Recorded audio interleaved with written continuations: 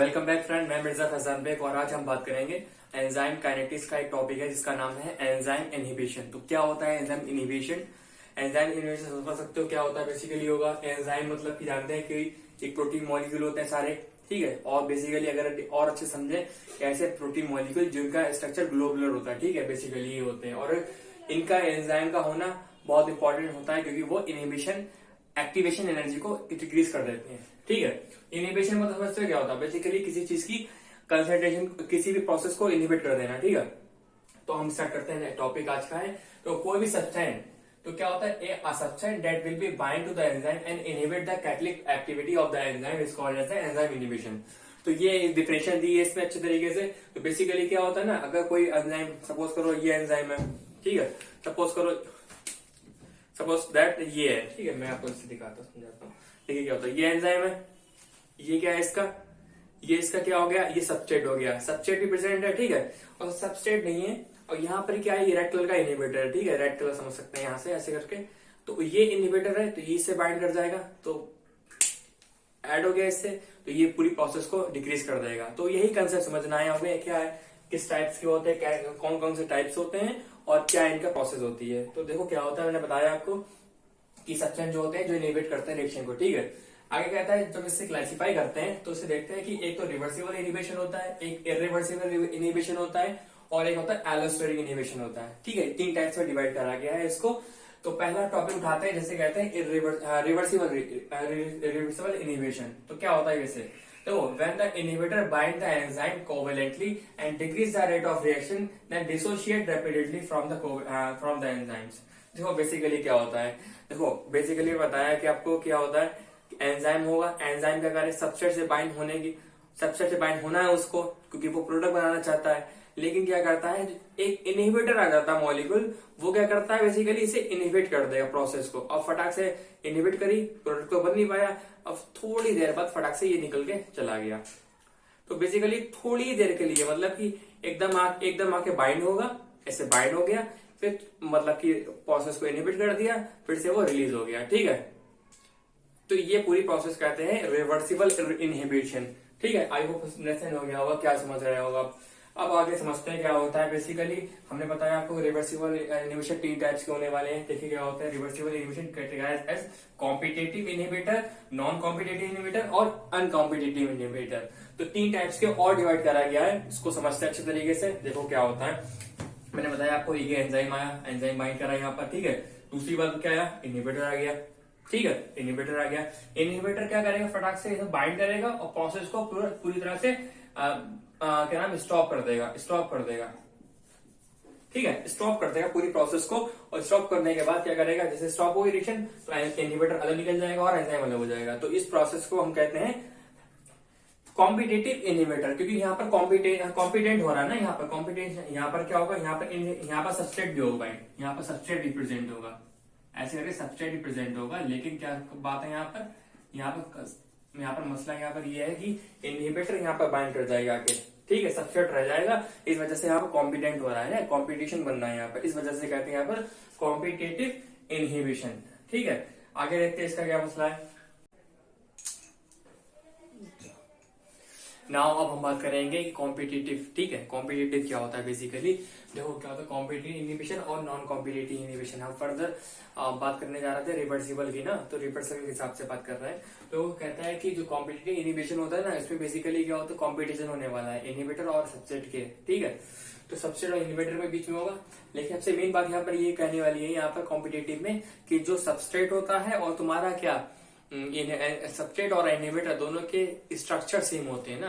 Basically कुछ उनके structure कह लो या मान के चलो कुछ मॉलिक्यूल ऐसे होते हैं जो कि सिमिलर होते हैं इनहिबिटर और उसके सबस्ट्रेट के। इस वजह से क्या नाम है, यहाँ पे कॉम्पिटिशन बनता है, ठीक है, इस वजह से यहाँ पर बनता है। देखो क्या कहता है, basically the competitive between the substrate and the inhibitor. तो बेसिकली क्या होता है, कॉम्पिटिशन होता है दो के बीच में, इनहिबिटर और सबस्ट्रेट के बीच में होता है। नेक्स्ट पॉइंट कहता है competition inhibit will decrease the reaction. जाहिर सी बात है, अगर बाई चांस हमारा अगर इनहिबिटर बाइंड कर जाएगा एंजाइम से, तो वहां पर प्रोसेस क्या हो जाएगी, डिक्रीज हो जाएगी, ठीक है, और हमारा कैटेलिटिक प्रॉपर्टी पूरी तरह से कम हो जाएगी और हमारा प्रोडक्ट होगा वो पूरी तरह से कंप्लीट नहीं बन पाएगा। आगे कहता है कि सपोज करो, अब मान के चलो कंपटीशन बनना है, सपोज करो यहाँ पर, मैंने फिर से बताता हूँ, यहाँ पर मान के चलो यहाँ पर क्या है हमारा ये एंजाइम है, ये सबस्ट्रेट है, और ये क्या हमारे पास है, ये हमारे पास हो गया फटाक से, ये हमारे पास है इनहिबिटर। ठीक है, तो इनहिबिटर मान के चलो, यहाँ पर इतने ढेर सारा है, यहाँ पर ये सबस्ट्रेट बन गया तो प्रोडक्ट बन जाएगा, इनहिबिटर बनेगा तो यहाँ पर ये लग सकता है। ठीक है, ये लग सकता है। लेकिन क्या करें, अगर हम सबस्ट्रेट की क्वांटिटी बढ़ा दें, सबसे ज्यादा बढ़ा देंगे, मान के चलो अगर सबस्ट्रेट मेरे पास 5 है और इनहिबिटर मेरे पास 1 है, तो प्रोबेबिलिटी ज्यादा है ना हमारी क्या है, एंजाइम और सबस्ट्रेट की जो बाइंडिंग ज्यादा हो। इस वजह से क्या होगा, अगर सबस्ट्रेट बढ़ा दोगे तो इसकी कॉम्पिटिटिव इनहिबिशन डिक्रीज हो जाएगा। ठीक है, आई होप समझ गए होगे। एक मैंने यहाँ पर समझ लीजिए सबस्ट्रेट लेवल एनालॉग क्या होता है। देखो इसका दूसरा नाम भी कहते हैं, कॉम्पिटिटिव को कहते हैं सबस्ट्रेट इनहिबिशन एनालॉग। देखो एनालॉग क्या होता है, एनालॉग बेसिकली ये होता है ना, जब स्ट्रक्चर सेम हो और डिफरेंट फंक्शन करें, है ना, तो इस वजह से कहते हैं एनालॉग। तो यहीं पे कहते हैं सबस्ट्रेट के जैसे ही कुछ इनहिबिशन करने वाला है, इसका मॉलिक्यूल जो इनहिबिटर मॉलिक्यूल होगा उसके पास सेम स्ट्रक्चर होगा। ठीक है, लेकिन फंक्शन उसका डिफरेंट करेगा। एग्जांपल के तौर पर देख लेते हैं, शायद या तो टीसीए साइकिल में क्या होता है, बेसिकली सक्सिनिक एसिड बनता है, सक्सिनिक एसिड से क्या बनता है, फ्यूमरिक एसिड बन जाता है।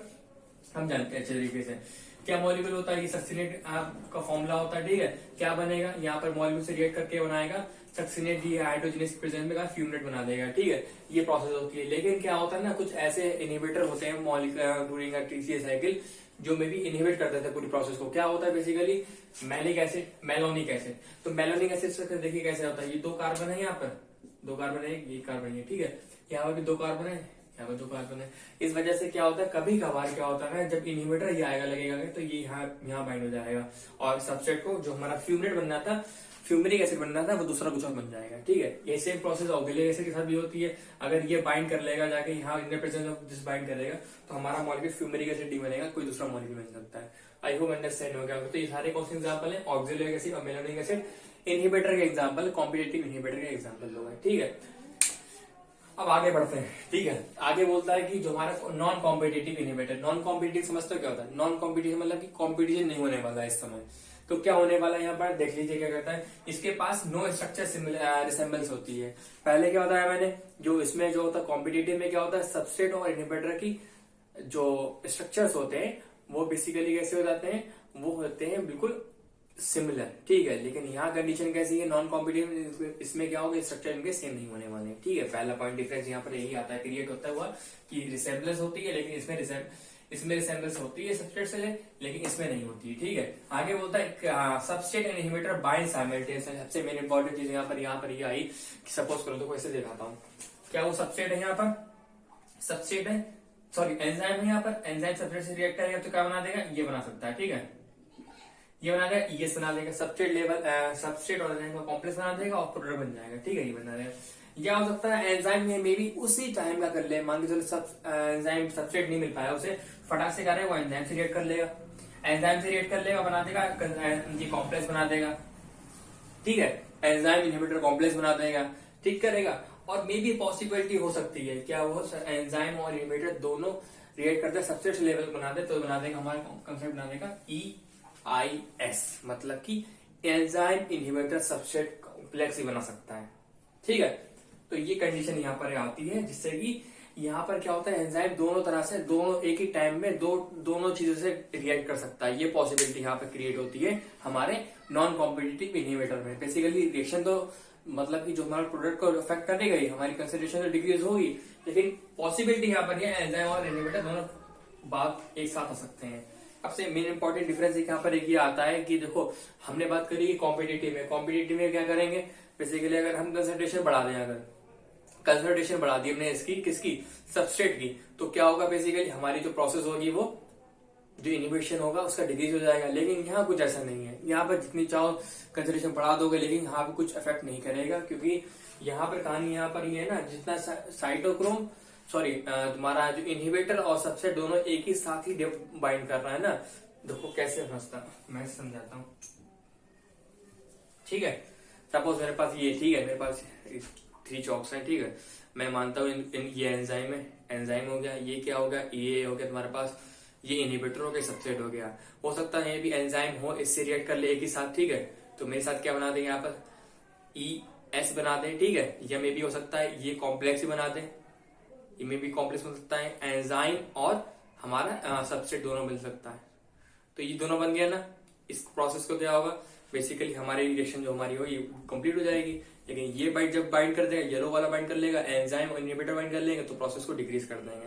तो ये कंसेप्ट है हमारे पास। ठीक है, क्या मेरी पॉसिबिलिटी रखते हैं ये तीनों चीज बन जाए, ये तीनों चीज साथ साथ आ सकती हैं, तो ये भी पॉसिबिलिटी है यहाँ पर। लेकिन यहाँ पर क्या होता है, बेसिकली जो एंजाइम हो दोनों चीजों से साइमल्टेनियसली बाइंड करता है। हो सकता है इसके साथ पेयरिंग कर ले या बाई चांस इसके साथ पेयरिंग कर ले। ठीक है, तो ये कॉन्सेप्ट हमारे पास है यहाँ पर, इससे कि ये समझ सकते हैं। ठीक है, अब आगे बढ़ते हैं। इसका नेक्स्ट जो हमारे पास होगा कॉम्पिटिटिव का, ठीक है, होगा इन कॉम्पिटिटिव इनहिबिशन। देखते हैं क्या होता है। नाउ अब हम बात रहे आगे बढ़ रहे हैं, आगे हम देखते हैं कि अब आता है अनकॉम्पिटिटिव इनहिबिशन क्या होता है। तो हम बेसिकली हम बात कर चुके हैं 3 टाइप्स की क्या होती है। बेसिकली क्या होती है, हमारे कॉम्पिटिटिव होती है, एक होती है हमारे पास नॉन कॉम्पिटिटिव, होती है अनकॉम्पिटिटिव। हम अनकॉम्पिटिटिव पढ़ने जा रहे हैं। तो बेसिकली क्या होता है ना, बेसिकली ये क्या होता है, हमने पढ़ा था ये तीनों टाइप्स की जो बताया मैंने नाम लिए भी आपके, ये सारे टाइप्स की क्या होते हैं, रिवर्सिबल इनहिबिशन होता है। ठीक है, तो क्या होता है बेसिकली इसमें क्या होता है, reversible inhibition in which the inhibitor does not have any affinity towards the enzyme. Basically क्या होता है ना, ये हम जानते हैं एंजाइम इनहिबिटर से बाइंड करता है। ठीक है, कभी कभार क्या होता है, लेकिन यहाँ इस कंडीशन क्या है, यहाँ पर कोई इसके पास एफिनिटी नहीं है, कोई भी ऐसे नहीं है, फोर्स नहीं है लग रही है जिससे कि ये क्या नाम एंजाइम से वो बाइंड करे इनहिबिटर। कब तक नहीं करेगा, जब तक उसके पास कोई सब्सट्रेट ना मिल जाए उसको। तो देखो कैसे कहता है ये एंजाइम है। ठीक है, एंजाइम क्या करेगा, सब्सट्रेट से बाइंड करेगा। ठीक है, सब्सट्रेट से बाइंड कर ही रहा होगा और प्रोडक्ट बस बनाने ही जाने वाला होगा। ठीक है, प्रोडक्ट बनने ही वाला होगा। क्या करेगा, प्रोडक्ट बनने वाला है बस, लेकिन क्या वो फटाक से क्या आएगा, यहाँ पर इनहिबिटर बाइंड हो जाएगा। इनहिबिटर जब बाइंड करेगा आगे, यहाँ से इनहिबिटर बाइंड करा के ये फटाक से यहाँ पर रिएक्शन डिक्रीज हो गया, यहाँ पर रिएक्शन का स्टॉप हो गई, और कह लो हमारा कैटलिस्ट जो की पूरी प्रॉपर्टी रखता है वो अपनी डैमेज कर लेगा और प्रोडक्ट हमारा बन नहीं पाएगा। ठीक है, तो बेसिकली यहाँ पर क्या चाहिए, इसको एंजाइम के साथ सब्सट्रेट चाहिए तब वो बाइंड करेगा। इस वजह से कहते हैं अनकॉम्पिटिटिव इनहिबिशन। ठीक है, आई होप अंडरस्टैंड हो गया होगा। देखो एग्जांपल कहता है inhibition of placental alkaline phosphate. Basically क्या होता है ना, हमारे जो प्लेसेंटल जब फॉर्मेशन होती है उस कंडीशन में क्या होता है, बेसिकली कुछ अल्कलाइन फॉस्फेट एक एंजाइम, बेसिकली कंसर्ट एक एंजाइम होता है। बेसिकली वो जब क्या करता है, सब्सट्रेट से बाइंड करके बनता है, लेकिन इसमें क्या आता है, इसमें आता है फिनाइल एनेलिन आता है, वो बाइंड करता है और बेसिकली हमारे रिएक्शन को इनहिबिट करता है। तो बेसिकली मे बी या प्लेसेंटल म्यूटेशन से भी हो सकता है। तो ये हमने पढ़ लिया है। इसका जो नेक्स्ट लेक्चर जो आएगा वो पार्ट 2 में होगा। Stay tune. अगर आपको लेक्चर अच्छा लगा तो आप सब्सक्राइब कीजिएगा और लाइक करिएगा। Thank you.